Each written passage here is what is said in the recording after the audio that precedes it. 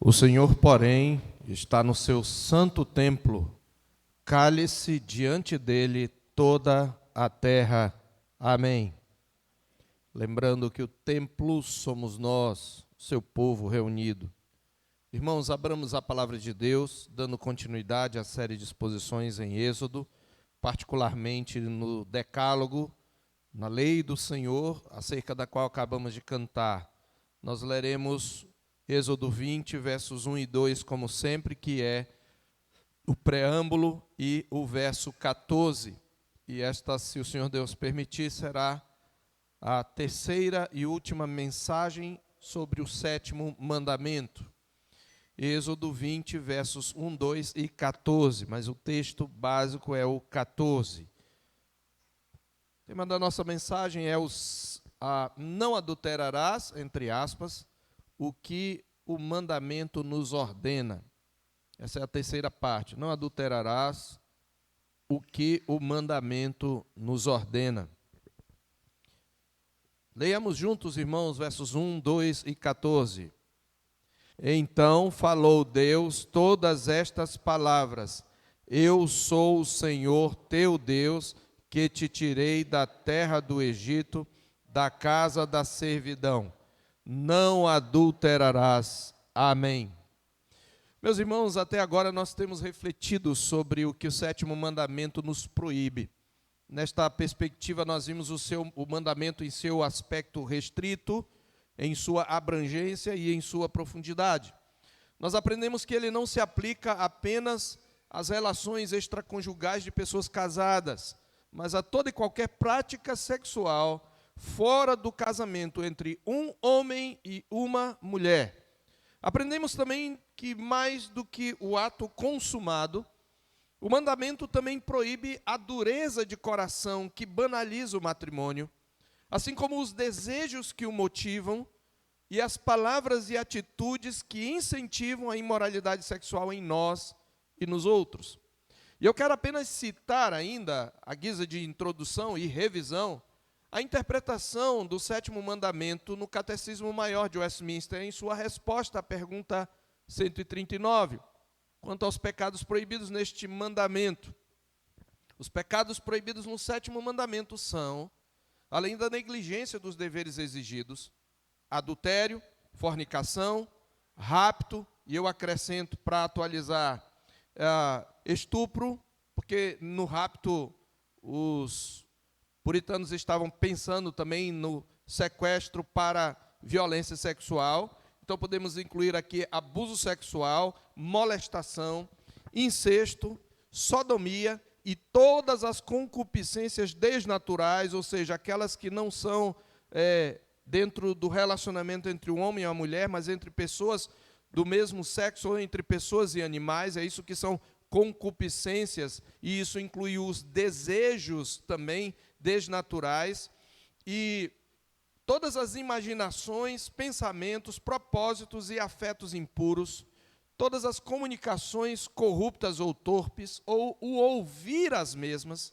os olhares lascivos, o comportamento impudente ou leviano, o vestuário imoderado, a proibição de casamentos lícitos e a permissão de casamentos ilícitos, o permitir, tolerar ou ter bordéis ou a frequentação deles. E aí devemos acrescentar, porque naquela época não tinha celular, nem televisão, bordéis presenciais ou virtuais, não é? O BBB, por exemplo, que faz muito sucesso entre os brasileiros, é um bordel virtual, mas é um bordel, é isso que ele é. Continuando, os votos embaraçadores de celibato, a demora indevida de casamento, o ter mais que uma mulher ou mais que um marido ao mesmo tempo, e aí nós devemos acrescentar aqui o seu equivalente hoje, o poliamor. Entre os solteiros, o ficar, que é um prelúdio para a poligamia, o divórcio ou abandono injusto, a ociosidade, a glutonaria, a bebedice, a sociedade impura, cânticos, livros, gravuras, danças, espetáculos lascivos, aqui incluindo o que não tinha na época, incluindo filmes e novelas, e todas as demais provocações à impureza ou atos de impureza, quer em nós, quer nos outros. E aqui, meus irmãos, eu preciso lembrar, novamente, que nós lemos os 2 primeiros versos, para nos lembrarmos de que a lei foi dada a um povo alcançado pela graça. E embora ela expresse o dever de todos os homens, ela só pode ser cumprida substancialmente por aqueles que foram alcançados pela graça. Eu sou o Senhor, teu Deus, que te tirei da terra do Egito, da casa da servidão. A lei, ela não precede a graça, mas ela a sucede. A própria lei, ela é precedida pela graça. Ela vem depois da graça. E nós precisamos ter isto em mente.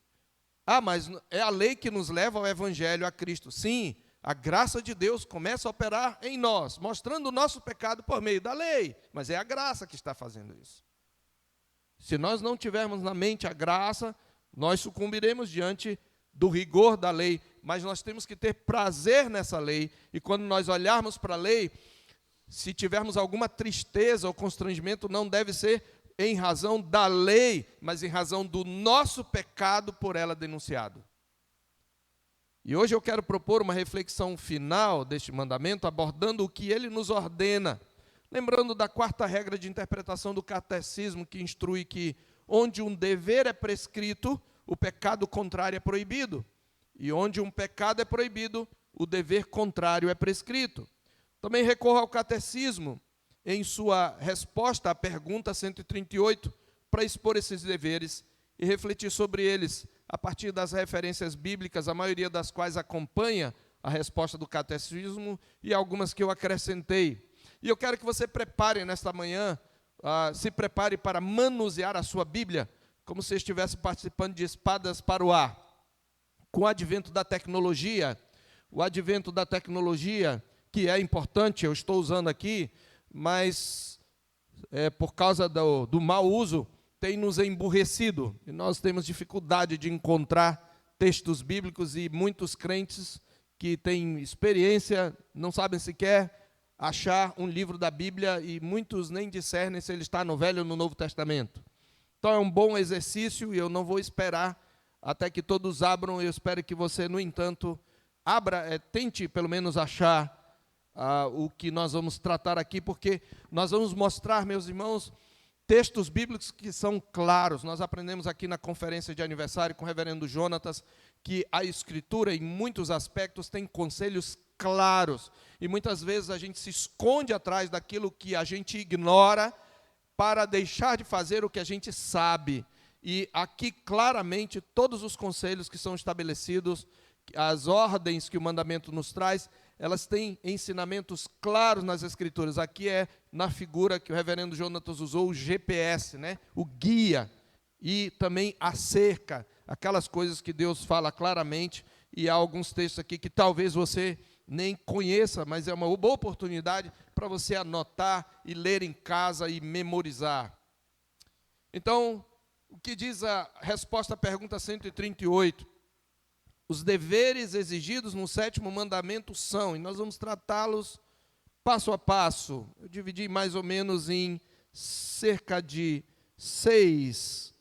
Eles colocam um pouco mais, mas eu juntei alguns no mesmo bloco. Quais são os deveres exigidos? Primeiro, castidade. Castidade no corpo, na mente, nas afeições, nas palavras e no comportamento. É assim que está lá. Nós vamos pensar parte por parte. Primeiro, o que é castidade? Para quem não sabe, essa palavra se tornou, em alguns anos, talvez ali a partir dos anos, especialmente 60, uma palavra muito mais pejorativa, né? Porque se falava do cinto de castidade, mas castidade é nada mais do que pureza sexual, né? A pessoa casta é a pessoa pura sexualmente, que tem pureza de mente na sua prática. E o catecismo diz que esse mandamento nos ordena lutar pela preservação da castidade em nós mesmos e nos outros. nós fazemos o que o mandamento nos ordena. Veja, não é apenas deixar de fazer o que ele nos proíbe. Nós precisamos lutar pela castidade, pela pureza sexual, a preservação dela não só em nós, mas nos outros. Por quê? Porque quando eu ajo de um modo que provoque o desejo do outro, eu não estou protegendo, não estou preservando a castidade do outro. O catecismo fala de castidade primeiro no corpo. E por que temos que ter castidade no corpo? Porque a nossa união com Cristo envolve o corpo. Observe que a graça é o fundamento para cumprirmos a lei. Em 1 Coríntios 6, versos 12 a 20, você pode abrir aí, e eu vou citar alguns versículos, talvez todos, mas você vai verificar que Paulo ali está combatendo os coríntios que estavam frequentando bordéis, ou estavam frequentando o templo de Afrodite, e acabavam caindo em prostituição, e lá está escrito, todas as coisas me são lícitas, era o que eles diziam, mas ele diz, mas nem todas me convêm, todas as coisas me são lícitas, mas eu não me deixarei dominar por nenhuma delas. E ele prossegue dizendo o que os coríntios diziam, os alimentos são para o estômago para os alimentos, ou seja, o corpo é para o sexo, e o sexo para o corpo, e Deus destruirá tanto estes como aqueles. Mas Paulo responde dizendo, mas o corpo não é para a fornicação. Dizer que o corpo é um corpo que foi feito para o sexo, não equivale a dizer que ele foi feito para a imoralidade sexual. É isso que ele está dizendo, o corpo não é para a impureza, a palavra é porneia, mas para quem? O corpo é para o Senhor, e o Senhor para o corpo. Há uma unidade entre nós e Cristo. Ele continua dizendo que Deus ressuscitou o Senhor e nos ressuscitará pelo seu poder. O corpo não é descartável, como os coríntios diziam. Ele prossegue dizendo, não sabeis que os vossos corpos são membros de Cristo. Meus irmãos, minhas irmãs, o nosso corpo é membro de Cristo. E eu tomaria os membros de Cristo e faria deles membros de meretriz? Ele continua dizendo, então, fugir da impureza, fugir da fornicação. Qualquer outro pecado que alguém cometer é fora do corpo, mas quem pratica a prostituição peca contra o próprio corpo. Não sabeis que os vossos corpos são também santuário do Espírito Santo? A palavra grega para santuário é santo dos santos, o lugar mais santo do templo. E que não sois de vós mesmos? Pois fostes comprados por preço, seu corpo foi resgatado também. Agora, pois, glorificai a Deus no vosso corpo. Esse é o fundamento teológico, nossa união com Cristo e a habitação do Espírito Santo. Ainda falando da castidade no corpo, Paulo fala em 1 Tessalonicenses 4, de 3 a 8. Pois esta é a vontade de Deus, a vossa santificação, que vos abstenhais da prostituição, e que cada um de vós saiba possuir o próprio corpo em santificação e honra, não com desejo de lascívia, como os gentios, como os ímpios, que não conhecem a Deus. E que nesta matéria ninguém ofenda nem defraude ao seu irmão, porque o Senhor, contra todas estas coisas, como antes vos avisamos e testificamos claramente, é o vingador. Deus não nos chamou para a impureza, diz ele. Ele está falando, pratique a castidade no corpo. Mas o mandamento nos ordena a castidade também na mente, pureza sexual na mente. Nós precisamos preservar a nossa mente. Provérbios 4, 23 diz, sobre tudo o que se deve guardar, guarda o coração, porque dele procedem as fontes da vida. O coração é o centro da personalidade, que inclui as afeições, os sentimentos, o raciocínio e também a vontade, as nossas resoluções. Em Colossenses capítulo 3, versos 1 a 4, Paulo nos ordena a preservar a pureza na mente e nas afeições. Colossenses 3, de 1 a 4, diz, portanto, de novo, a graça é o fundamento, se fostes ressuscitados com Cristo, buscai as coisas lá do alto, e nós que somos aqui da terra, pensai, veja a mente, nas coisas lá do alto, onde Cristo vive, e está assentado à destra de Deus, à direita de Deus. Ele diz, quando Cristo, que é a nossa vida, se manifestar, vós também sereis manifestados com Ele em glória. E observe o versículo seguinte, como é que eu penso, o que tem a ver com pensar nas coisas lá do alto? Fazei morrer a vossa natureza terrena, prostituição, impureza, paixão lasciva, desejo maligno e avareza, que é idolatria. Pense nas coisas lá do alto. Veja, você tem agora como fundamento a regeneração. Vocês foram ressuscitados com Cristo no passado e no futuro você tem como fundamento a glorificação. Quando Cristo se manifestar, vocês serão manifestados com Ele em glória, no verso 4. Então isso significa, meus irmãos, meditar e trazer sistematicamente à lembrança o que nós somos e o que nós seremos em Cristo. Paulo também, em 1 Coríntios capítulo 11, versículos 1 a 3, ele exorta os coríntios quanto à pureza e simplicidade devidas a Cristo.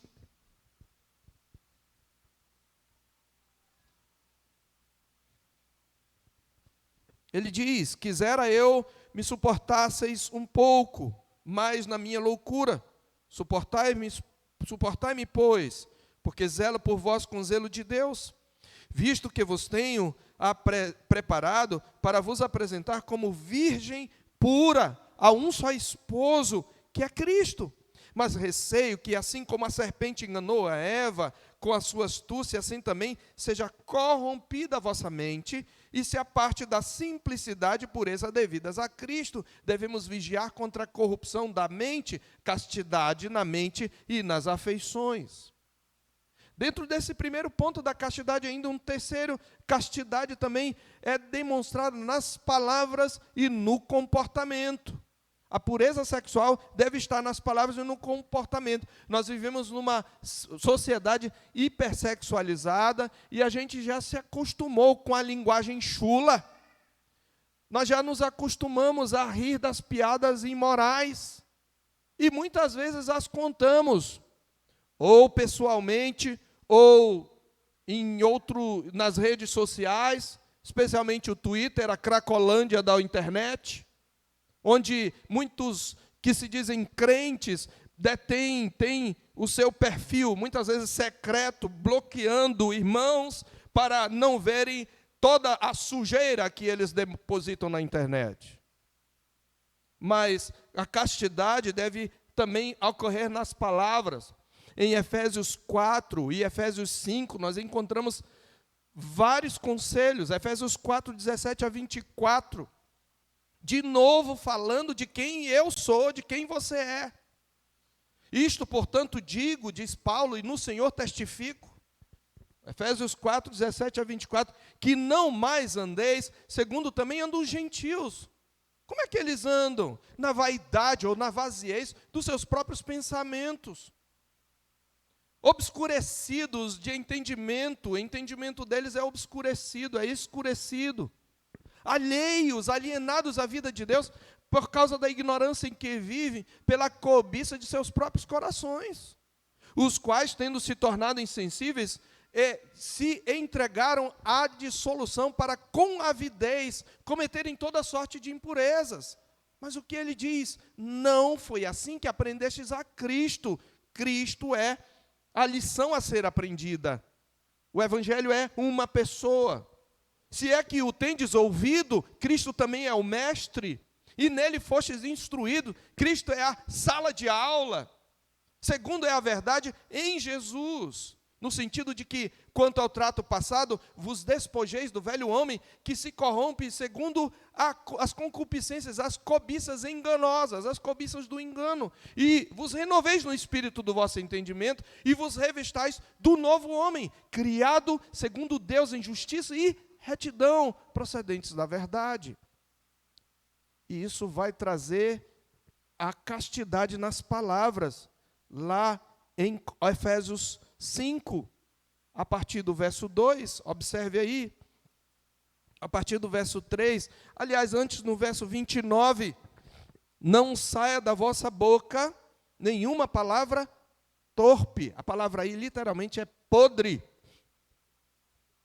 e sim, unicamente a que for boa para edificação, Você tem que sempre pensar se o que você vai falar é bom para a edificação, conforme a necessidade, se é necessário. E assim transmita graça aos que ouvem. O que você está teclando na internet transmite graça ao seu grupo. Transmite graça àqueles que leem. Ele continua, lá no capítulo 5, verso 3 em diante. Mas a impudicícia, que é a palavra porneia aí, a fornicação, e toda sorte de impureza, observe comigo aí, Efésios 5, de 3 em diante, mas a impudicícia e toda a sorte de impurezas nem sequer se nomeiem entre vós. Está claro, igreja? Está dizendo que você nem sequer deve nomear, como convém a santos, nem chocarrices, nem coisas inconvenientes. Está aí muito claro. Antes, porém, ações de graças. E Paulo vai dizer, porque por estas coisas vem a ira de Deus sobre os filhos da desobediência. A ira de Deus vem sobre os filhos da desobediência por causa dessas coisas, da boca suja deles, entre outras coisas. Porque ele diz, sabei isto, nenhum incontinente é o pornós, nenhum imoral, ou impuro, ou avarento, que é idólatra, terá herança no reino de Cristo e de Deus. Ele continua, ele diz, não sejais cúmplices das obras infrutíferas das trevas, porque o que eles fazem em oculto, o só referir é vergonha. Não sejam cúmplices, não sejais participantes com eles. Antes, reprovem essas obras das trevas, porque todas as coisas que são manifestas pela luz. Não fale essas coisas, não espalhe castidade nas palavras. É isto que a palavra de Deus nos diz. Em Colossenses capítulo 4, versos 5 e 6, de maneira positiva, Paulo fala: portai-vos com sabedoria para com os que estão de fora. Crente, o que é que você está teclando no Twitter? O que é que está teclando você naquele grupo que não tem ninguém da igreja? Portai-vos com sabedoria para com os que são de fora. A vossa palavra seja sempre agradável, temperada com sal, para saberdes como deveis responder a cada um. É assim que cumprimos o 7º mandamento, na castidade nas palavras e no comportamento. Quando Paulo diz, no primeiro texto que eu mencionei, que não mais andeis como andam os gentios, ele está falando de comportamento. E isso, queridos, aplica-se ao que você tecla, ao que você compartilha nas redes sociais e ao que você lê, ao que você assiste, aquilo com que você alimenta a sua mente. Essa castidade, ela precisa ocorrer e nós cultivamos a castidade mantendo, o catecismo continua, a vigilância sobre os olhos e todos os sentidos. Mantendo vigilância, porque nossos olhos são tendentes a olhar para aquilo que, entrando pelos olhos, suja o coração. E nossos ouvidos também podem ser uma porta para que entre em nosso coração. A palavra de Deus diz em Efésios mesmo, capítulo 5, versos 15 a 17, logo depois de falar da castidade no comportamento e nas palavras, Paulo diz: portanto, vede prudentemente como andais, examine meticulosamente como você anda, não como nécios, e sim como sábios, remindo o tempo, aproveitando as oportunidades, porque os dias são maus. Por esta razão, não vos torneis insensatos, mas procurai compreender qual a vontade do Senhor. Nós precisamos vigiar todos os nossos sentidos. Em Provérbios 17, 24, está escrito, meus irmãos, É um texto bom para se memorizar. Provérbios 17, 24 diz: a sabedoria é o alvo do inteligente, mas os olhos do insensato percorrem toda a terra. Por quê? Porque o insensato está à cata daquilo que vai entreter a sua mente pecaminosa. Ele não tem foco. Ele é levado pelas irrelevâncias que ele presencia.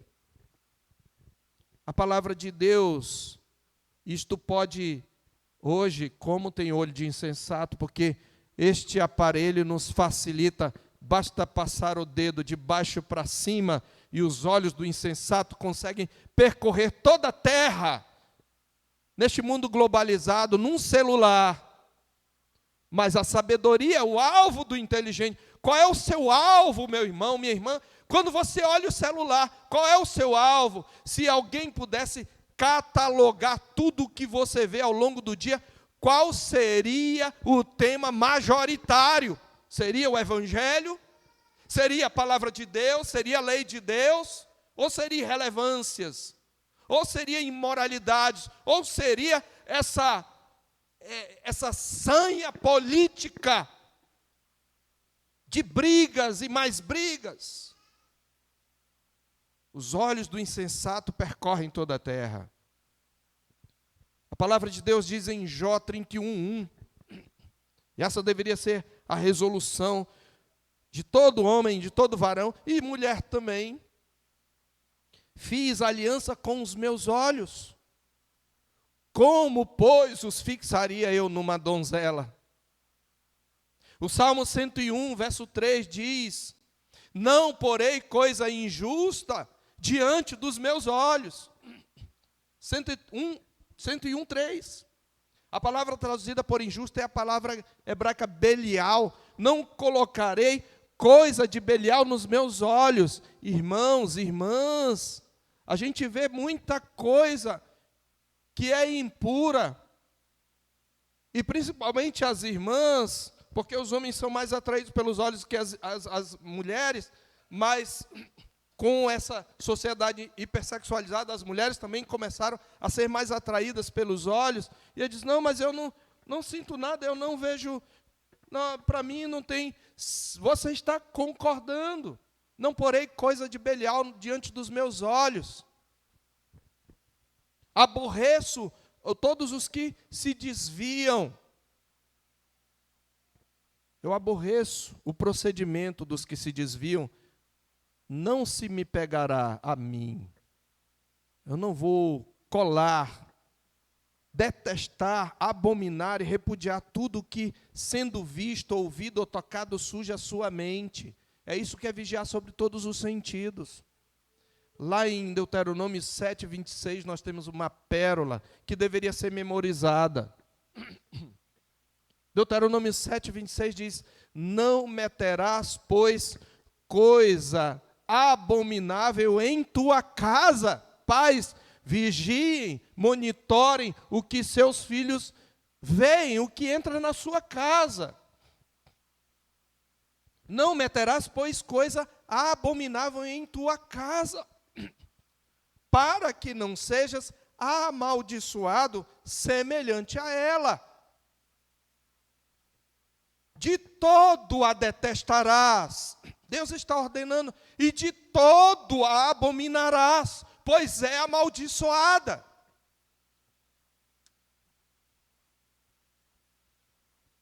Devemos detestar e manter vigilância sobre os olhos. A castidade se cultiva também cultivando a temperança. O que é a temperança? É o domínio próprio, é o autocontrole. O desejo vai existir, mas você deve matar o desejo na raiz. Você não deve obedecer ao desejo.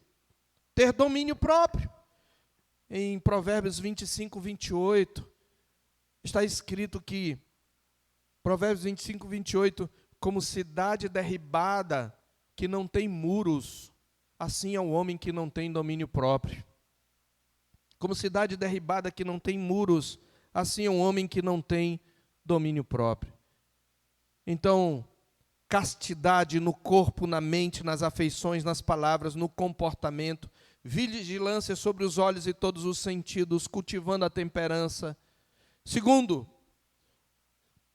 o mandamento também nos ordena a conservação da sociedade de pessoas castas.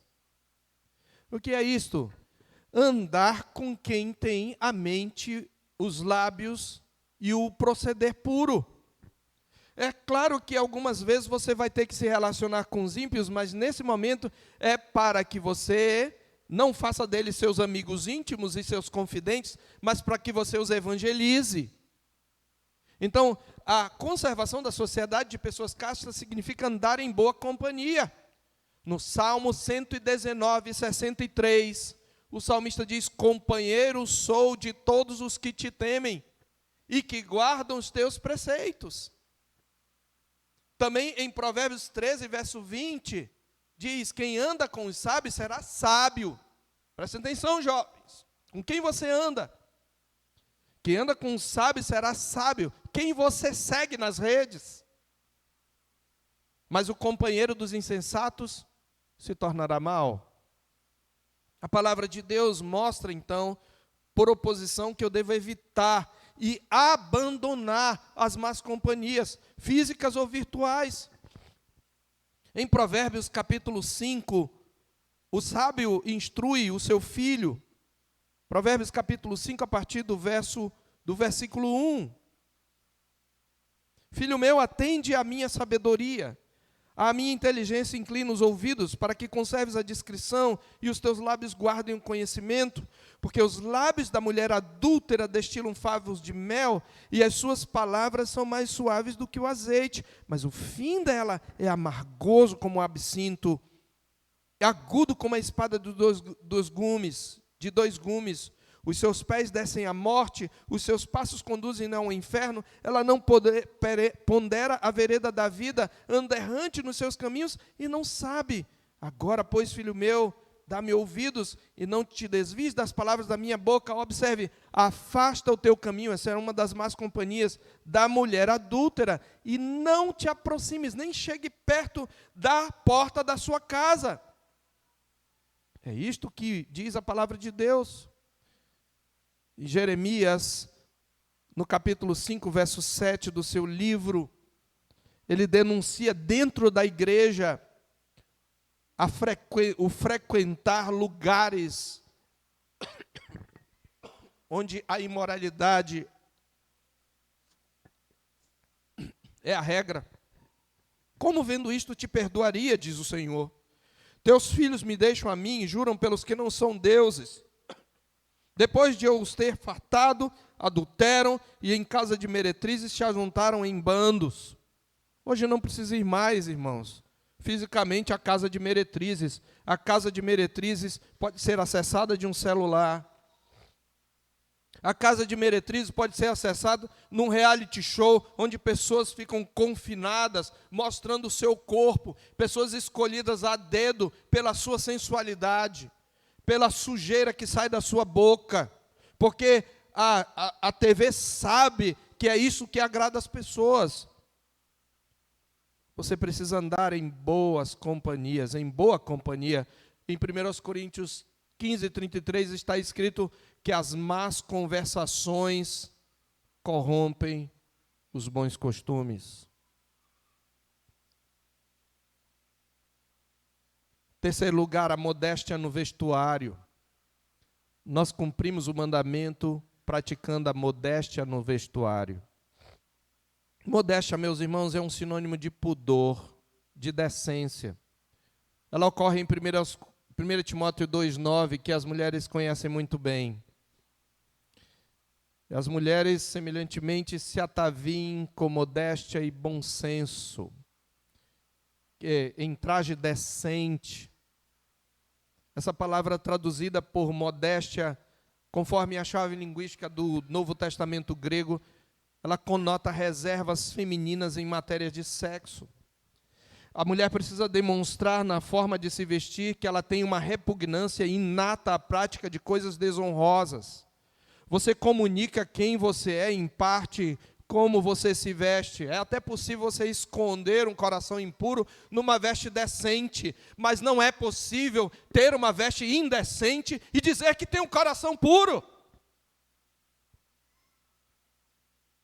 Modéstia, meus irmãos e minhas irmãs, é a vergonha, é a repugnância às práticas desonrosas, é a vergonha que retrocede diante da transgressão dos limites da reserva e modéstia femininas, bem como diante da desonra que poderia sobrevir.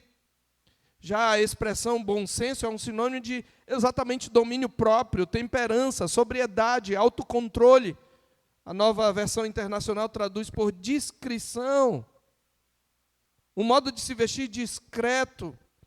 A Bíblia, na linguagem de hoje, reúne todos os termos na seguinte frase: que as mulheres sejam sensatas e se vistam com decência e simplicidade.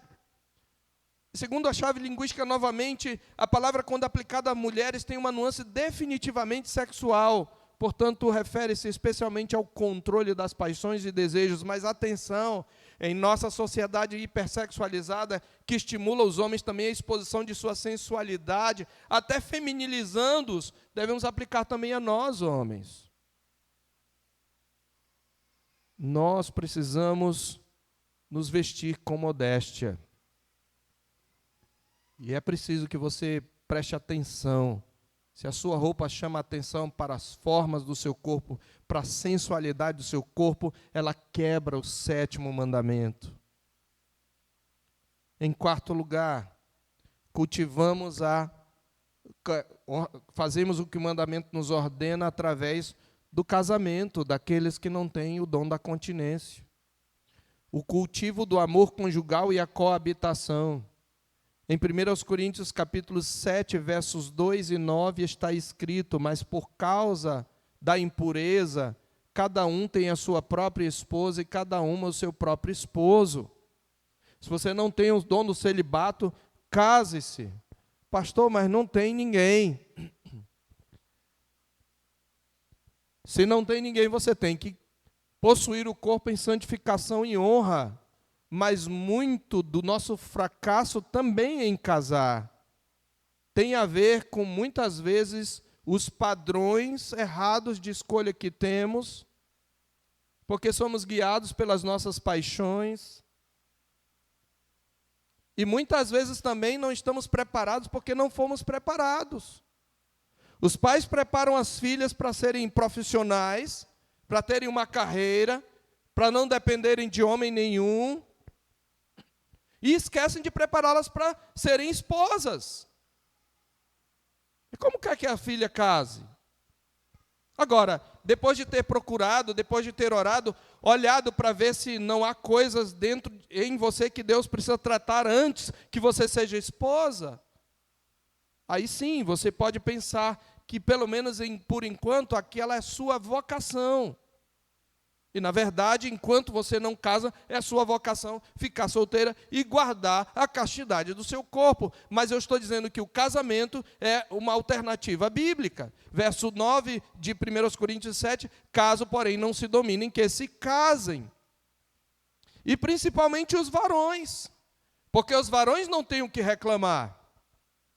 Nós somos minoria. E aí muito varão já está na idade de casar, passando da idade de casar e não casa. E se expõe à tentação. Bem, se você tem o dom do celibato, ok. Então assuma como vocação. Mas se não tem, procure uma esposa, case-se. É o que a Bíblia diz, não sou eu que estou dizendo, é a Bíblia que está dizendo. É óbvio, isso não é para você ficar desesperado ou desesperada, não é casar para simplesmente suprir uma carência, é casar porque você entende que você glorificará melhor a Deus. Perguntar para Deus: Senhor, qual é a tua vocação para mim? Qual é o teu chamado? Se o teu chamado é que eu fique solteiro ou solteira, amém, Senhor. Eu quero guardar a minha pureza e eu quero viver uma vida reta diante de Ti. Mas se não é, se é algo que o Senhor precisa mudar em mim, para que eu seja bênção na vida do meu esposo, então me ajuda a ver isto. É o que a palavra de Deus diz. Mas em casando, o amor conjugal e a coabitação, porque tem gente que não casa, mas não cultiva o amor conjugal, não pratica a coabitação. Os adultos aqui sabem o que é coabitação, não é? Coabitou fulano com ciclana e ela concebeu e deu à luz um filho. Coabitação. Irmãs, prestem atenção. 1 aos Coríntios 7, de 3 a 5. O marido conceda à mulher o que é devido. E também a mulher ao marido. Irmãs, conceda ao seu esposo o que é devido. Maridos também, porque já vi marido, mulher reclamando do marido que não coabita. Ele passa tanto tempo longe de casa que quando chega está cansado demais. Irmãos, a Bíblia ordena aos casados que coabitem, que cultivem o amor conjugal. A Bíblia diz, veja aí, 1 Coríntios 7, de 3 a 5. Não vos priveis, ele diz, o corpo da mulher não é dela mesma. A mulher não tem direito sobre todo o seu próprio corpo, e sim o marido. Mas, semelhantemente, o marido também não tem direito sobre o seu próprio corpo, e sim a mulher. Então, o cônjuge que se recusa a coabitar e procurar ter prazer no seu cônjuge, ele está pecando contra o 7º mandamento. Diz aí, não vos priveis um ao outro, salvo por mútuo consentimento, por pouco tempo, para vos dedicardes à oração, e novamente vos ajuntardes, para que Satanás não vos tente, por causa da incontinência. Irmãs, sejam amantes, boas amantes dos seus maridos. Se você tem dificuldade em ter prazer, procure ajuda, procure aconselhamento. Pode ser um problema orgânico, físico, vá atrás. Pode ser um problema espiritual do coração, procure aconselhamento. Mas você precisa ser, como diz a Bíblia, lá em Provérbios capítulo 5, de 18 a 23, uma corça de amores e gazela graciosa para o seu amado. Está lá, bebe da água da tua própria cisterna e das correntes do seu poço. Sacinte os seus seios em todo o tempo e embriaga-te sempre com suas carícias. A coabitação é fundamental. É o que diz o catecismo, aplicando a Escritura. Em quinto lugar, o trabalho diligente em nossas vocações. Evitar, em outras palavras, a ociosidade. A ociosidade, a Bíblia diz da mulher virtuosa, em Provérbios 31, 27, que ela não come o pão da preguiça. Em 1 Tessalonicenses 5,13, Paulo fala daqueles que andam desordenadamente, não trabalhando, mas se intrometendo. Desculpe, ele está falando das viúvas. Em 1 Timóteo 5,13, ele fala das viúvas mais novas, que viviam ociosas de casa em casa, porque elas eram sustentadas pela igreja. E Timóteo diz, não, ela tem que ter no mínimo 60 anos para ser ajudada pela igreja. As viúvas mais novas têm que procurar casar de novo. Está lá, 1 Timóteo 5,13. E em 2 Timóteo 3, 6 e 11, Paulo adverte contra os irmãos que não queriam trabalhar. Em Provérbios capítulo 6, versos 9 a 11, o sábio adverte, ó preguiçoso, até quando vai ficar deitado? Quando se levantará do seu sono? Um pouco de sono, um breve cochilo, braços cruzados para descansar, e a sua pobreza virá como um ladrão, e a miséria o atacará como um homem armado. Na versão Nova Almeida. Ociosidade. A ociosidade, a mente vazia, já conhecemos, é a oficina do diabo. E por fim, o evitar todas as ocasiões de impurezas e resistir às tentações. Provérbios 33, de 31 a 30, Provérbios 23, de 31 a 33 diz, não olhe para o vinho, quando se mostra vermelho, quando resplandece no copo e desce suavemente, pois no fim morderá como a cobra e picará como a víbora. Os seus olhos verão coisas esquisitas e o seu coração levará a dizer coisas perversas. Não olhe para aquilo que te leva à tentação. Mateus 5, 28, todo homem que olha para a mulher para cobiçá-la no coração já adulterou com ela. evitar ocasiões, evitar companhias, evitar circunstâncias que levarão você a pecar. E eu quero concluir. Meus irmãos, como observou J.I. Packer ao comentar este mandamento, não é que as Escrituras sejam contrárias à alegria sexual e à celebração dos amantes. Acabamos de citar um mandamento sobre a coabitação. Muitos cristãos, muitas vezes, são contra, mas a Bíblia não é contra a alegria sexual e a celebração dos amantes. Passagens como as que eu li e o Cântico dos Cânticos mostram que, para Deus, a sexualidade é totalmente favorável à sua expressão, Ele é favorável à sua expressão, se colocada no seu devido lugar. O problema, diz Packer, é que por causa do pecado e da corrupção do coração humano, a atividade sexual muitas vezes está fora de lugar. Quando, por exemplo, é dirigida por motivos como a busca por mero estímulo, por alívio de tensão mental ou física, por solidão ou por tédio, ou pelo desejo de controlar e humilhar, ou por mera reação animal ao apelo sexual de alguém.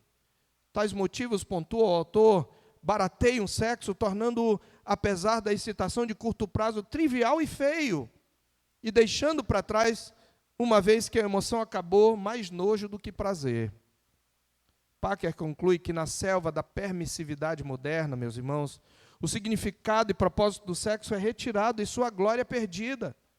A nossa ignorante sociedade precisa urgentemente resgatar a nobre e enobrecedora visão do sexo que a Escritura implica e o 7º mandamento pressupõe, a saber, que o sexo é para relacionamentos plena e permanentemente comprometidos, que por serem uma mistura de afeto, lealdade e biologia, nos preparam e nos auxiliam a desfrutar daquilo que é o seu arquétipo, aquilo para o que ele aponta. Para que ele aponta? Para que a relação sexual aponta? Para a felicidade de ser livre e voluntariamente unidos a Cristo, unidos a Deus, anjos e homens em um êxtase de amor e deleite, comparado com o qual o mais arrebatador amor entre um homem e uma mulher nessa terra é mero leite e água. O amor conjugal é uma pálida manifestação e símbolo do amor entre a alma e Cristo. E é por isso que nós precisamos conservá-lo santo, preservando a nós e aos outros.